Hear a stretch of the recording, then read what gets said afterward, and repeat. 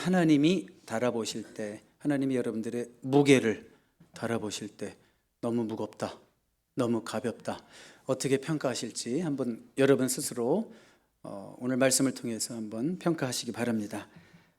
성경은 역사적으로 믿을 만한가? 이런 의심하는 자들이 있죠. 성경은 역사적으로 믿을 만한가? 왜냐하면 오늘 다니엘 5장 같은 경우를 보면 그런 질문들이 있었습니다. 다니엘 5장에 보면 바벨론의 마지막 왕의 이름이 나오는데요. 바벨론의 마지막 왕 벨사살, 이런 이름이 나오는데 일반 역사의 기록을 보니까 벨사살이라는 이름이 없는 거예요. 바벨론 제국은 있는데 벨사살이라는 이름이 한동안 없었어요.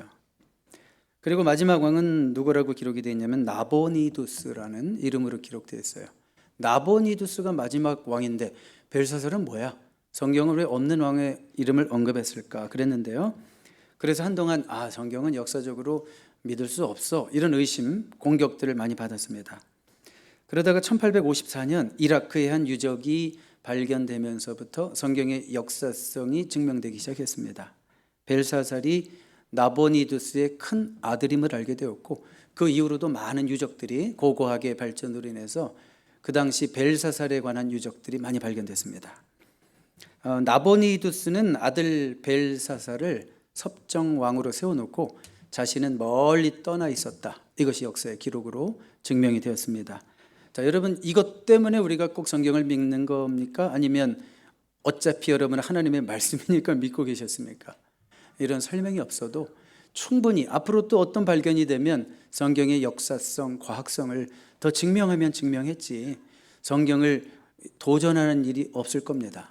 그러니까 이렇게 고고하게 발견도 성경의 역사성을 증명하고 있다라는 거 여러분 기억하시기 바랍니다. 우리 다니엘 5장인데 오늘은 제가 배경을 잠깐 설명을 드릴게요. 다니엘 1장에서 여러분 티네이저였다는 거 아시죠? 한 15살, 16살 그런 티네이저였는데 이제 오늘 우리가 본문을 보면 BC 539년입니다. 그러니까 바벨론이 망한 해예요. 그때 다니엘의 나이는 얼마가 됐을까? 80이 넘었습니다. 그러니까 오늘 나오는 다니엘의 목소리는 하나님은 살아계십니다 이런 소리가 아니라 하나님은 이렇게 나올 거예요.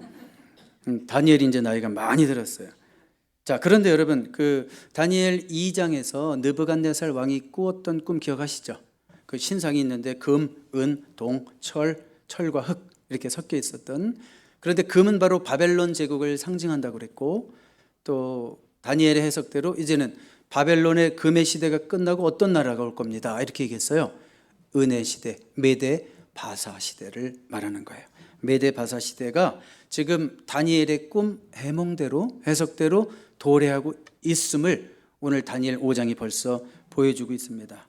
이 느부갓네살은 사실 바벨론의 전부라고 해도 과언이 아니에요. 46년을 혼자 통치했어요. 그런데 느부갓네살이 죽자마자 국운이 기울어지기 시작합니다. 전쟁에서 계속 패하고, 그리고 이제 우리가 오늘 읽게 되는 다니엘 5장에서도 지금 성문 밖에는 적들이 진을 치고 있어요.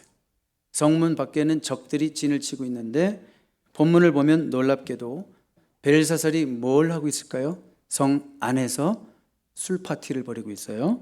자, 우리 한번 5장 1절 볼까요? 벨사살 왕이 그의 귀족 1000명을 위하여 큰 잔치를 베풀고 그 1000명 앞에서 술을 마시니라. 지금 성 밖에서는 적들이 포위해 있고 이제 언제 들어올지 모르는 그런 위급한 상황일 것 같은데 벨사살은 성 안에서 뭘 하고 있어요? 팔자가 늘어졌어요? 네, 술잔치를 벌이고 있습니다. 이게 무슨 뜻일까요? 나라가 뒤숭숭해서 정부 요직들을 위로한답시고 무리수를 두고 있는 걸까요? 아니면 난 아직 건재해, 난 이 정도 되는 사람이야 이러면서 지금 허세를 부리고 있는 걸까요? 원래 그 어떤 회사가 망해가는 어떤 사람 보니까 난 아직 건재해 그러면서 또 외제차 사고, 또 한국 얘기예요. 그러면서 또 그 뭐 명품 가방 사고 막 그런 거 봤어요. 나 아직 건재해. 이렇게 불안한 사람이 원래 허세를 떠는 거죠. 자, 지금 어쩌면 이 벨사살에게도 이런 상황인 것 같아요. 근데 여러분 술 파티를 할 타이밍이 맞습니까? 적들이 지금 무시무시한 메데 바사군이 지금 지금 완전히 성을 포위하고 있는데 파티를 해야 되는 게 맞냐고요. 여러분 술 파티라는 것에 대해서 좀 생각을 해봐야 되겠어요. 저는 평생 술 파티라는 데 한 번도 못 가보긴 했지만 그래서 제가 하는 말이 맞을지 모르겠어요. 그러니까 여러분들 술 파티 한 번이라도 가보셨다면 아실 것 같은데 성경에서 뭐라고 얘기하냐면 에베소서 5장 18절에 술 취하는 것은 방탕한 것이다 그랬어요. 방탕한 것이다. 그러니까 술 취하지 말라. 이는 방탕한 것이니 오직 성령의 충만을 받으라 그랬어요. 그러니까 술로 충만하지 말고 성령으로 충만하라.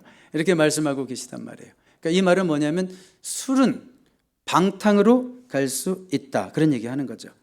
전 세계에서 가장 술을 많이 퍼먹는 나라가 혹시 어느 나라인지 아십니까?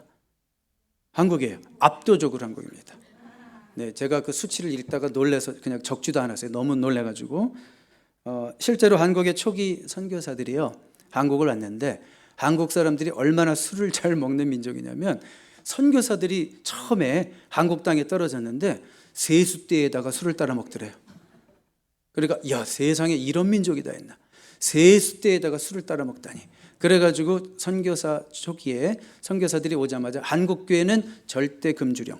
그래서 한국교회는 술에 대해서 엄격한 전통이 서게 된 거죠. 자, 그리고 제가 듣지 않으니까 소주를 먹기 쉽게 팩으로 만들어서 파는 나라가 한국이라며요. 잘 몰라요, 저는. 맞습니까?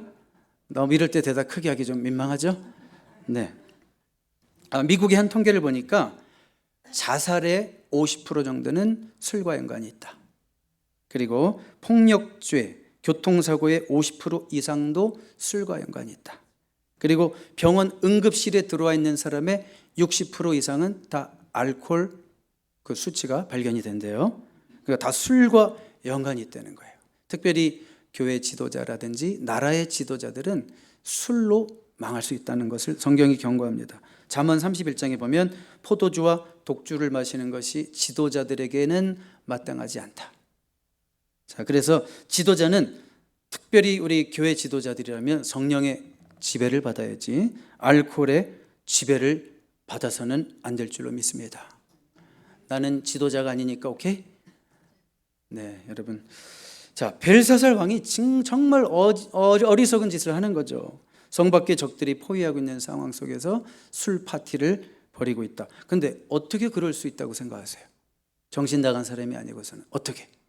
지난주에 잠깐 언급했습니다. 이 바벨론 성을 얼마나 견고하게 전했는지 삼중으로 들러가면서 그 높이가 92m에 달한다고 그랬죠. 그리고 그 폭이 27m나 된다고 그랬죠. 여러분 놀라지도 않으셨죠? 넓이가 27m가 되고 어떤 쪽은 50m예요. 그러니까 그 벽을 누가 뚫을 생각을 해요? 그 사막에 적들이 왔다가도 지쳐서 다 돌아갈 거라 이거예요. 그렇게 생각하고 있는 거예요. 그러니까 또 어떻게 했냐면 성 주변에다가 땅을 깊게 20m로 팠어요. 성 전체 주변을 다 20m 깊이로. 그래서 그 상류의 유프라테스 강의 물을 그쪽으로 끌었습니다. 그래서 성 주변에 물이 흐르게 하고 또 성 안으로 물이 들어오게 하고. 그러니까 감히 여기로 어떻게 쳐들어가요? 20m 물을 어떻게 들어가요? 그리고 그 역사의 또 기록을 제가 계속 얘기하는 거예요. 헤로도투스라고 하는 그 시대의 역사가의 기록에 의하면 그 바벨론 성 안에는 온 백성들이 20년 동안 먹을 수 있는 양식이 비축되어 있었대요. 바벨론이 얼마나 강하고 부자 나라인지 알 수 있겠죠. 그러니까 적들이 비록 이렇게 포위하고 있지만 우리는 끄떡없어. 이렇게 안심하고 술 파티를 벌이고 있는 거예요. 절대 이 성은 무너지지 않아. 이렇게 생각하는 거예요. 자, 그런데 갑자기 이상한 일이 벌어집니다. 여러분 어려서부터 교회를 다니신 분들은 handwriting on the wall, 벽에 쓰여진 글씨에 대해서 많이 보셨을 거예요. 그렇죠? 갑자기 이상한 일이 벌어집니다. 술잔치를 하고 있던 벨사살이 무서운 광경을 보는 거죠. 사람의 손이 나타나서 글씨를 벽에 쓰기 시작합니다. 우리 한번 5장 5절부터 8절까지 교독해 볼게요. 그때 사람의 손가락들이 나타나서 왕궁 촛대 맞은편 석회벽에 글자를 쓰는데 왕이 그 글자 쓰는 손가락을 본지라. 6절 여러분 읽어주세요. 이에 왕의 즐기던 얼굴빛이 변하고 그 생각이 번민하여 넓적다리 마디가 녹는 듯하고 그의 무릎이 서로 부딪힌지라. 7절 왕이 크게 소리질러 술객과 갈대아 술사와 점장이를 불러오게 하고 바벨론의 지혜자들에게 말하되 누구를 막론하고 이 글자를 읽고 그 해석을 내게 보이면 자주색 옷을 입히고 금사슬을 그의 목에 걸어주리니 그를 나라의 셋째 통치자로 삼으리라 하니라. 8절 같죠? 그때 왕의 지혜자가 다 들어왔으나 능히 그 글자를 읽지 못하며 그 해석을 왕께 알려주지 못하는지라. 일단은 왕이 무척 두려워했죠. 무척 두려워했습니다. 그 6절에 무슨 표현이 있었어요? 6절인가요? 7절인가요? 자, 6절. 넓적다리 마디가 녹는 듯하다. 이게 무슨 표현인지 모르는데 무지하게 두렵다는 것 같아요. 그 다음은 알 것 같아요. 무릎이 어떻게 해요? 서로 달달달달 부딪힐 정도로 굉장히 공포감에 그 사이에 액체가 흐르고 막 이런 거죠. 그런 공포감에 무서워하는 그 벨사살 왕을 볼 수 있습니다. 굉장히 기고만장하고 거만하고 허세를 떨던 이 왕이 한순간에 이렇게 두려워 떨고 있어요. 인간의 실존, 참 모습을 우리가 보고 있는 것 같아요. 자, 그리고 지혜자와 박사들을 다 불러서 이 글자들을 해석해봐라 그랬을 때 이 성경에 꼭 패턴입니다. 해석하는 자가 있어요? 없어요? 없어요. 그러면 그 다음에 해석할 수 있는 누가 돋보이게 되는 거예요? 다니엘이 돋보이게 되는 거죠. 사실은 글자가 쓰여졌을 때 아람어로 쓰여졌을 거예요. 그 당시 백성들이 그냥 막 쓰는 아람어가 있었어요. 그 당시 고대 언어. 근데 아람어는 보통 자음만 씁니다. 그래서 문맥을 통해서 보면 해석이 쉬운데 그것만 딱 쓰여져 있으면 이게 무슨 뜻이지? 읽을 수는 있어도 뜻을 모르는 거예요. 여러분 다음 스크린 한번 보세요. 이게 무슨 뜻인가? 아시는 분?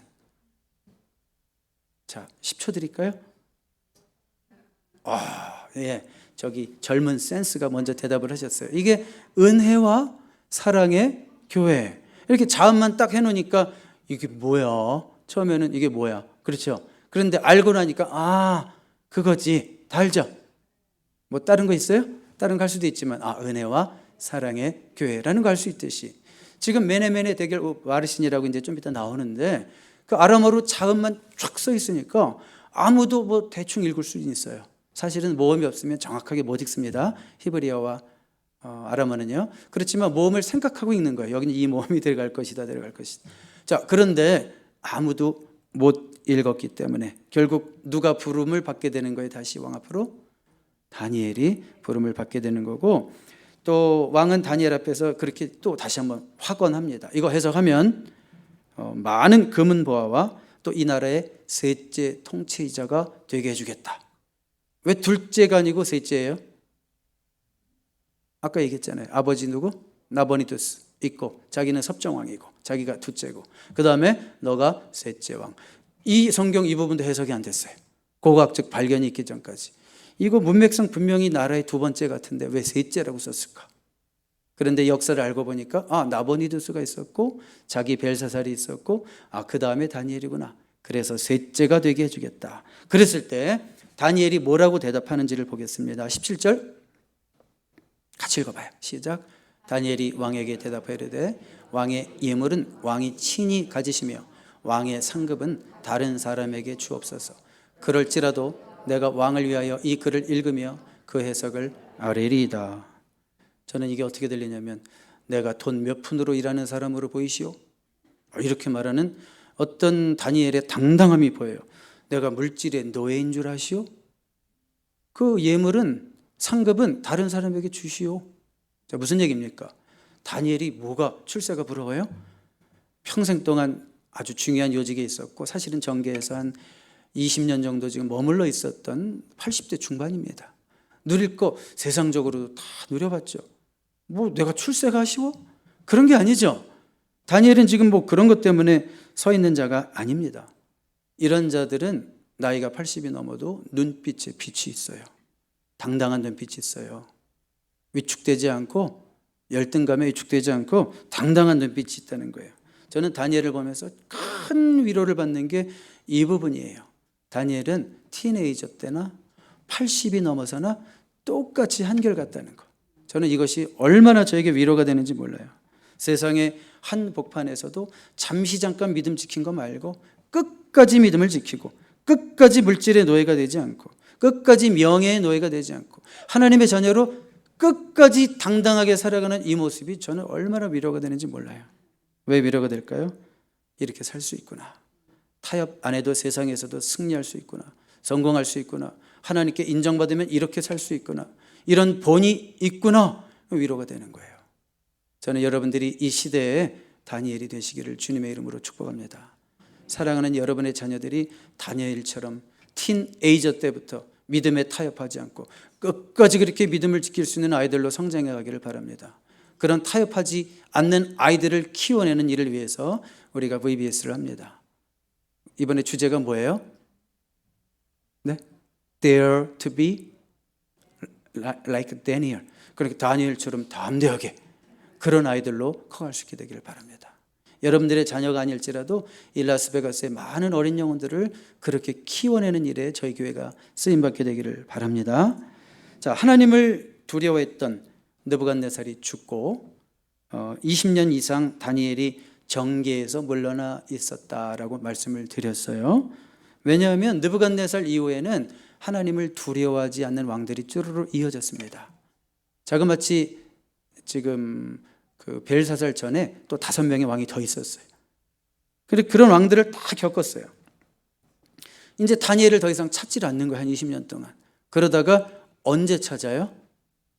너무 절박해지고 다급해지니까 다시 다니엘을 찾는 거예요.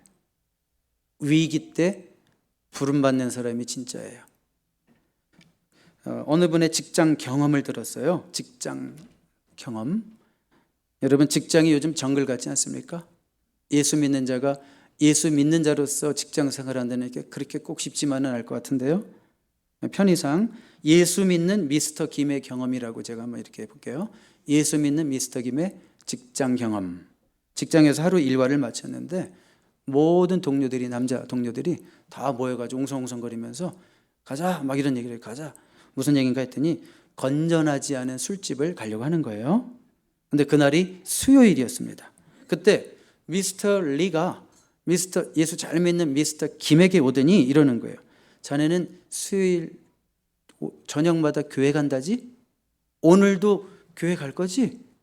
이러는 거예요. 그러면서 한마디를 덧붙입니다. 내 아내도 교회 가. 내 아내도 교회 가는데 내가 말리진 않아. 내 아내 교회 가는 거. 그렇지만 나는 교회 갈 시간 없어. 이런 얘기를 왜 하는 거냐면 그 술파티 가는데 미스터 김이 가면 부담스러운 거예요. 그러니까 공식적으로 왕따시킬 수는 없으니까 말을 돌려가면서 이제 이렇게 제껴 놓으려고 이런 얘기를 하는 거예요. 자, 그래서 많은 시간들이 그렇게 지나갔습니다. 어느 날 미스터 리가 미스터 김을 찾아봤습니다. 뭐라고 얘기를 했냐면, 미스터 김, 네가 믿는 하나님께 좀 나를 위해서 기도해 줄 수 없겠니? 갑자기 그러는 거예요. 내 아들이 병원에 입원했는데 심각하대. 네가 믿는 하나님에게 내 아들을 위해서 네가 좀 기도해 줄 수 없겠니? 여러분, 술 마시러 갈 일 있으면 미스터 김 찾아와요, 안 찾아와요? 미스터 리가 안 찾아오죠? 왜 찾아왔어요? 자기가 너무 다급해지니까. 지푸라기라도 잡고 싶은데 저 신실한 미스터 김이 기도하면 뭐가 될 것 같아. 나는 안 믿어도 내 아내가 그래도 믿는다고 하는 그 하나님께 저 미스터 김이 기도하면 될 것 같아. 그러니까 미스터 리가 찾아왔다고 그런 미스터 김이 고백하는 내용을 제가 들었습니다. 여러분, 벨사살도 절박하니까 다시 다니엘을, 다시도 아니죠, 처음으로, 생전 처음으로 다니엘을 찾게 되는 거예요. 전설적으로 알고만 있었던 그 조부, 할아버지 때 인물, 느부갓네살 시대의 영웅, 그 큰 활약을 했었던, 뭐 꿈의 해석을 하고 영역이 있다더라, 신이 함께하는 사람이더라, 전설적으로 얘기만 들었던 사람을 다시 등용하는 거예요. 이제 다니엘이 그 글의 해석을 하게 되는데요. 25절부터 28절까지 우리가 아까 처음 읽었었던 부분을 다시 한번 읽어볼게요. 25절, 기록된 글자는 이것이니 곧 메네 데겔 우 바르시니라. 26절, 여러분, 그 글을 해석하건대 메네는 하나님이 이미 왕의 나라를 세워서 그것을 끝나게 하셨다며. 27절 제가 읽을게요. 데겔은 왕을 저울에 달아보니 부족함이 보였다며. 28절, 여러분, 베레스는 왕의 나라가 나뉘어서 메대와 바사 사람에게 준바되었다 하미니이다 하니. 간단하게 이 4절을 요약하면 메네, 요거는 numbered, counted, 세어봤다, 그런 얘기고요. 대결, 웨이드, 달아보았다. 그런데 부족하다. 여기까지 뜻을 담고 있고, 우는 이제 접속사예요. 그래서 바르신, divided, 나뉠 것이다. 세어보고 달아보니 부족해서 나뉠 것이다. 그런 얘기예요. 자, 모든 지혜자들이 보니까 세어보고 달아보니 부족해서 나뉠 것이다. 이걸 어떻게 알아요? 누구만 알아요? 다니엘만 알아요. 이것이 무슨 뜻인지를.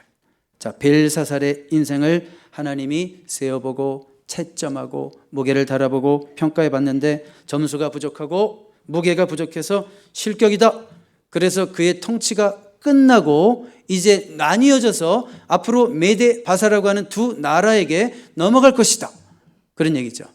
신상의 예언 그대로 이 문자가 써놓은 거죠. 이제 금의 나라가 끝나고 은의 나라로 이어질 것이다 라는 것을 써놓은 것을 그대로 해석했습니다. 여러분, 이 글씨를 어떤 손이 나와서 쓰고 있는 순간 페르시아 군대는 이미 성문 안에 들어와 있었대요. 역사의 기록을 보면. 어떻게 들어왔을까? 자, 일단 그건 좀 이따 얘기하고요. 그리고 벨사살이 무슨 약속을 했어요? 이 해석을 정확하게 해주면 엄청난 금은보화와 또 셋째 통치자 그 높은 자리를 준다고 그랬습니다. 통치자 됐습니다. 다니엘은 거절했지만, 자, 80세가 넘어서 다시 중요한 요직으로 들어간 거예요. 은퇴할 나이 지난 거 아니에요? 은퇴는 누가 정하십니까? 하나님이 정하시는 거예요. 그런 고백이 있습니까, 여러분? 이런 말을 한다고 해서 제가 80까지 목회자를 하겠다, 그런 뜻 아닙니다. 네, 저의 소망이 있다면 조금이라도 빨리 은퇴하는 거. 그렇지만 어쨌든 은퇴는 누가 정한다? 하나님이 정하시는 거예요. 여러분, 로널드 레이건 대통령이 몇 살까지 대통령 하신지 아세요? 78세까지 하셨어요. 그리고 조 바이든은 1942년생입니다. 만으로 80이에요. 80. 자, 우리가 정년을 정해놓기도 하지만 우리의 정년은 하나님이 정하시는 거예요. 우리 믿음의 고백이 있기를 바랍니다. 자, 이제 30절, 31절을 읽어보고 제가 설명을 드릴게요. 어떻게 페르시아 군대가 들어왔나. 30절, 그날 밤에 갈대아 왕 벨사살이 죽임을 당하였고. 왜 벨사살이 죽임을 당했을까요? 딱 한 가지 있습니다. 마지막 회개할 수 있는 기회에서도 회개하지 않았기 때문입니다. 여기 성경에 보면 벨사살이 네 말이 옳다라고까지만 얘기하는 거예요. 그리고 자기가 얼마나 교만했고 내가 얼마나, 제가 설명을 안 드렸어요. 성전의 기물, 그 당시 느부갓네살 왕 때 예루살렘 성전에 있었던 기물들, 성물이죠. 말하자면 교회에 있는 거는 똑같은 물건이라도 여기 있는 순간 거룩한 일을 위해 쓰여지면 성물이잖아요. 그런 성물들을 느부갓네살이 전부 다 가져와 가지고 자기 왕궁에 갖다 놨거든요. 그런데 벨사살이 술잔치하면서 야, 그거 성물들 빼와 이러면서 우리 신이여 벨이여 보소서, 저거 하나님 믿는 자들 저 성물입니다. 그러면서 거기다가 술 따라 마셨다 이거예요. 그러니까 신성 모독하고 하나님께 정면 도전하고 교만하고 이런 모든 것들을 이렇게 다니엘이 해석을 해줄 때도 이건 어떻게 보면 마지막 회개의 기회였어요. 아이고, 제가 잘못했습니다. 제가 교만했습니다. 제가 감히 하나님께 거역 어게인스트 했습니다. 그 마지막 회개의 기회를 놓쳤기 때문에 죽임을 당한 거예요. 그리고 때에 메데 사람 다리오가 나라를 얻었는데 그때는 다리오의 나이가 62세였다라는 걸 소개하고 있습니다. 그러니까 이제 바벨론 제국이 끝나고 메데 바사, 페르시아의 통치가 시작되었다라는 것을 보여주고 있는 거예요. 자, 그런데 제가 아까 이런 질문을 했죠. 어떻게 페르시아 군대가 성문을 뚫고 들어왔을까? 그 높은 성벽, 그리고 20m 깊이로 판 그 성을 둘러싸고 있는 그 물, 그걸 어떻게 들어왔을까? 아주 장기전을 한 거예요. 페르시아 군대가요, 유프라테스 강 상류를 아예 막아버리는 공사를 했어요. 강물 자체의 상류를 막아버렸다고요. 그럼 물줄기가 끊어지죠. 그리고 그 물을 다 빼버리는 거예요. 그러면 이제 마른 땅이 됐죠. 그러면 그 땅 밑으로 파고 들어갔대요. 그 성물 마른 땅 밑으로 파고 들어간 거예요, 군사들이. 자, 결과적으로 뭡니까? 절대 안전할 것 같았던 그 성도, 무너진 건 아니지만 뚫렸어요, 안 뚫렸어요? 뚫렸다는 거예요. 절대 이것만은 확실해. 그것도 확실하지 않았습니다. 뚫렸습니다. 오늘 이 본문의 내용을 제가 소개해 드렸어요. 5장, 다니엘 5장. 이 본문의 내용을 통해서 두 가지 교훈을 간단하게 생각해 보겠습니다. 첫 번째 교훈은요, 다음 스크린 볼까요? 우리 한번 같이 읽어봐요. 시작. 언제든 무너질 수 있는 성벽을 의지하지 말라. 절대 무너지지 않을 것 같았던 바벨론 성벽도 무너진다 이거예요. 그리고 요한계시록에 나중에 기록에 보면 이 바벨론은 세상을 상징하는 것이고, 이 세상이 왜 무너져? 이 세상에 종말이 왜 와? 이렇게 잘만 나가는데 이렇게 나라들이 잘 살고. 근데 요한계시록 읽어보십시오. 바벨론 성이 무너집니다. 이 세상이 무너질 날이 있습니다. 예수께서 오시고 이 세상 나라가 망하고 새 하늘과 새 땅을 세우는 때가 오는 거예요. 혹시 여러분들은 나는 이것 때문에 절대 안전해, 이렇게 생각하는 거 있습니까? 나는 요거 있는 이상은 절대 안전해. 제가요, 최근에 몇 년 동안 병원을 가는데 문제가 하나도 없었어요. 병원을 가는데. 왜 그랬을까요? 보험이 확실했어요. 코페이도 없었어요. 아니, 병원이 확실해가지고 문제가 하나도 없었는데, 제가 최근에 2달 동안 보험이 취소됐어요. 그런데 깜짝 놀랐어요. 제가 예전에는 보험 없이 미국 가서 5년 이상도 지내봤거든요. 그런데 그때는 그렇게 큰 불안함을 몰랐어요. 근데 이번에 보험을 잘 쓰다가 2달 동안 보험이 취소되니까 은근히 불안하던데요. 살짝 불안함을 느꼈어요.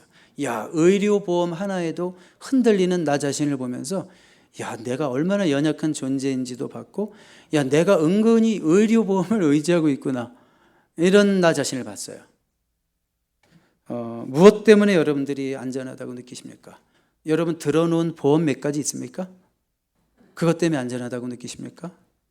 언제 깨질지 모르고 언제 사라질지 모릅니다. 죄송하지만 저도 오래전에 암보험 들어놓고 몇 년 부었거든요. 당장 현금이 급해가지고 해지했어요.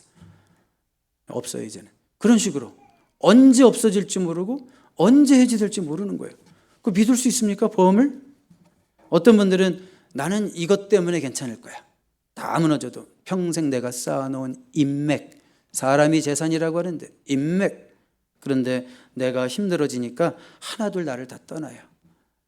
저 인맥이라는 게 다 허상이었구나, 내가 잘 나갈 때 인맥이었지 저거. 내가 지금 막 망해가니까 하나둘 다 나를 부담스러워해. 그냥 거칠애로 인사만 하고. 어떤 분들은 그래요. 내가 자식 농사는 하나는 진짜 잘했으니까 자식들이 내 노후를 보장해 주지 않을까 꿈 깨세요. 꿈 깨세요. 저희 부부는 미리부터 다짐도 다짐합니다. 아주 한 달에 2번씩 얘기해요. 우리 아이들 절대 의지하지 말고 둘이만 잘 살자. 세라가 이 말을 들었을 때 어떤 느낌을 받을까 모르겠지만 지금부터 다짐하는 거예요. 왜요? 그것은 우리가 의지할 수 있는 성벽이 아니에요. 보험도 인맥도 자녀도 심지어 배우자도 다 무너질 수 있는 성벽이라는 걸 아셔야 돼요. 오직 하나님만이 우리의 무너지지 않는 산성이신 줄로 믿습니다. 우리 시편 46편 5절 같이 읽어봐요. 시작. 하나님이 그 성 중에 계심에 성이 흔들리지 아니할 것이라. 제가 조금 좀 설명드릴게요. 보험, 인맥, 자녀, 배우자, 이것을 제가 의지하지 말라고 그랬지 이 존재 자체를 부인하는 건 아니에요. 그런데 이 말씀, 여러분 오늘 이 말씀만 꼭 기억하고 가시고 사진을 찍으시든지 한 주간 동안 이 말씀만 갖고 계셔도 여러분들은 오늘 수지 맞는 거예요. 하나님이 그 성 중에 계심에 성이 흔들리지 아니할 것이라. 자, 하나님이 계실 때 그 성이 흔들리지 않는다고요. 하나님이 계신 가정에 자녀들이 흔들리지 않고, 하나님이 계신 가정에 내 배우자가 나의 버팀목이 될 수 있고, 하나님이 계신 가정에 그 보험도 지켜주시고, 다 그렇게 되는 거예요. 이 말씀 꼭 기억하십시오. 오직 하나님만이 우리의 무너지지 않는 산성이시다. 아멘. 자, 두 번째로 우리가 오늘 말씀을 통해서 또 배워야 될 교훈은 뭔가요? 같이 읽어봐요. 시작. 하나님께서 우리 인생을 달아보신다. 하나님께서 저와 여러분들의 인생 무게를 달아보십니다. 우리 인생의 벽에도 가끔씩 하나님이 글씨를 쓰신다는 거예요. 그런데 어떤 사람은 무게가 미달이에요. 하나님이 달아보셨는데, 야, 내가 너를 좀 써야 되겠는데 너 너무 가벼워. 좋은 소식이에요? 가볍게만 하면 무조건 좋아요? 아니죠. 하나님이 달아보실 때 우리가 너무 가벼우면 심각한 거예요. 자, 우리는 정기적으로 몸무게를 잽니다. 그것이 우리의 건강을 점검하기 위한 필요한 것 중에 하나죠. 하나님이 정기적으로 우리의 무게를 달아보신다라는 걸 기억하셔야 돼요. 하나님은요, 최종 평가만 하시는 분이 아니에요. 최종 평가는 우리가 천국 갈 때 하는 거고, 하나님은요, 인생 가운데 여러 번 중간 평가를 하세요. 항상 그래서 그 평가를 통해서 그 다음을 책정하셔요. 자, 여러분들은 항상 그걸 기억하셔야 돼요. 또 하나님이 나를 중간에 한번 달아보실 때 그동안 살아온 내 삶이 하나님이 앞으로 나에게 어떻게 인도하실지를 결정하는 거예요. 우리 교회가 지난 주일에 무슨 예배를 드렸어요? 창립 7주년 예배를 드렸습니다. 그리고 교회 2기 사역의 방향을 다시 한번 점검해보고 다음 세대가 자라나는 교회 정말 그렇게 역할을 감당하고 있는가 우리 자신들을 점검해봤어요. 하나님이 만약에 우리 교회 지난 7년간의 사역을 달아보신다면 어떤 평가를 내리실까요? 하나님이 7년간 우리 교회를 달아보신다면 어떤 평가를 내리실까요? 저는 이렇게 썼어요. 하나님 이렇게 제발 얘기해 주세요. 내가 세어보고 달아보니 충분하구나. 정말 수고했다. 빌라델비아 교회처럼. 제가 이 부분 쓰다가 눈물을 흘렸는데 그때 어떤 기도 했냐면 하나님 제가 강단에서 안 울기 위해서 지금 울겠습니다. 그러면서 썼어요. 빌라델비아 교회처럼 요한계시록 3장에 나오는 없는 데서 최선을 다했구나. 연약한 데도 최선을 다했구나. 재정적으로나 수적으로나 네가 무슨 힘이 있니? 그런데도 어린 한 영혼 살리겠다고 최선을 다했구나. 여기서 울컥할까 봐 제가 컨트롤 좀 하고 내 촛대를 옮기지 않으마. 나눠지고 분산되고 떠나는 일이 없도록 하겠다. 자 보세요. 달아보고 재어보니 자격이 안 돼서 분산될 것이다. 네 나라는 끝나고 저 사람에게 다 줘버릴 거다. 근데 제 원하는 답은 이거였어요. 세어보고 달아보니 충분하구나. 정말 수고했구나. 빌라델비아 교회처럼 없는 데서 최선을 다했구나. 네 촛대를 옮기지 않아마. 나눠지고 분산되어 떠나는 일이 없도록 하마. 이런 칭찬 듣는 교회 되기를 바랍니다. 자, 우리 부족하지만 나름 최선을 다하셨어요. 2기 사역 시작했어요.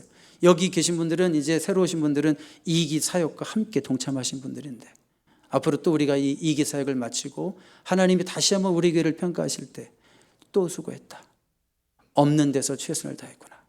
그리고 그때는 하나님이 더 많이 또 부어주셔서 정말 1기 사역의 그 수고가 2기 사역의 더 큰 열매로 나타나는 그런 일도 나타날 줄로 믿습니다.